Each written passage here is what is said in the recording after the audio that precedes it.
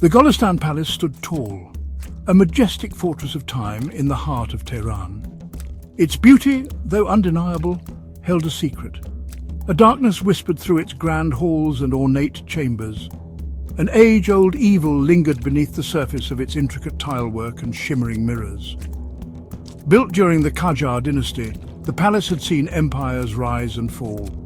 It had borne witness to unspeakable horrors, its very stones absorbing the terror and despair. The air within its walls was thick with unspoken stories and the chilling presence of the unseen. The palace was a labyrinth of shadows and secrets. Each room held an echo of the past, a silent testament to the tragedies that had unfolded within. As night fell, the shadows danced with a life of their own, twisting and turning in a macabre ballet. The whispers started subtly, carried on the wind that whistled through the palace's many balconies. They spoke of ancient rituals, of sacrifices made under the light of the moon, of souls trapped within the palace walls, forever bound to its sinister energy. Deep beneath the palace, hidden from prying eyes, lay a chamber shrouded in darkness. It was here, in this forgotten space, that the true nature of the palace's enchantment resided.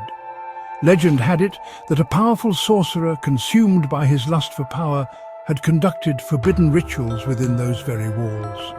He sought to bind spirits to his will, to tap into the darkest forces of the universe, but his ambition proved to be his undoing.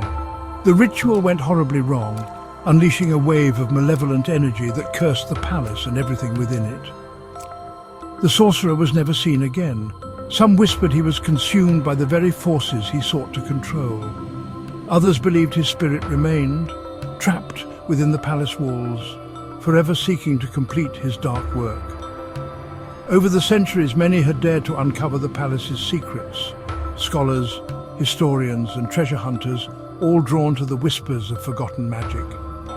But none who ventured too deep into the palace's heart ever returned, their fates forever entwined with the darkness that held dominion over the Golestan Palace.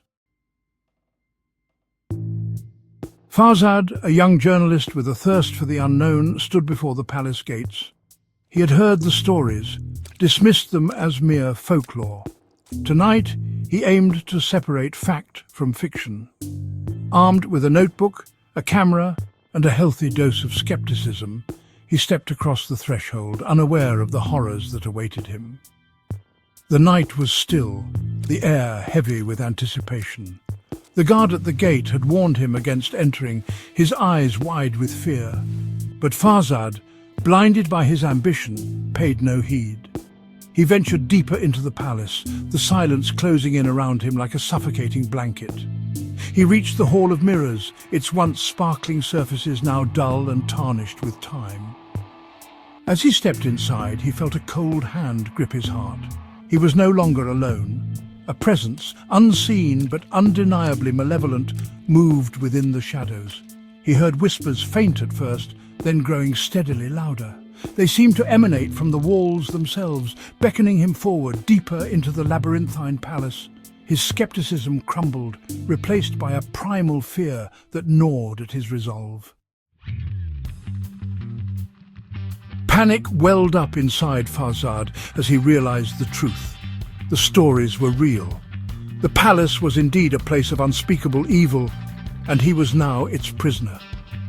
He ran through the endless corridors, his breath catching in his throat, the sound of his own footsteps echoing ominously behind him. The shadows danced around him, taking on grotesque shapes that seemed to mock his terror.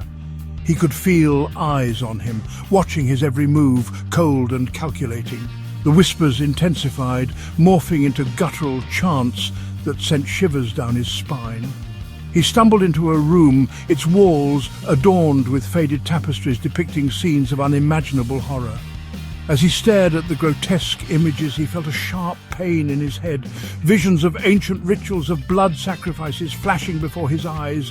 He cried out, collapsing to his knees, his hands clutching his head as the weight of the palace's darkness pressed down on him. He was lost, trapped in a nightmare from which there seemed to be no escape. The palace had claimed him, just as it had claimed countless others before him. The whispers, now a cacophony of torment, were the last thing he ever heard.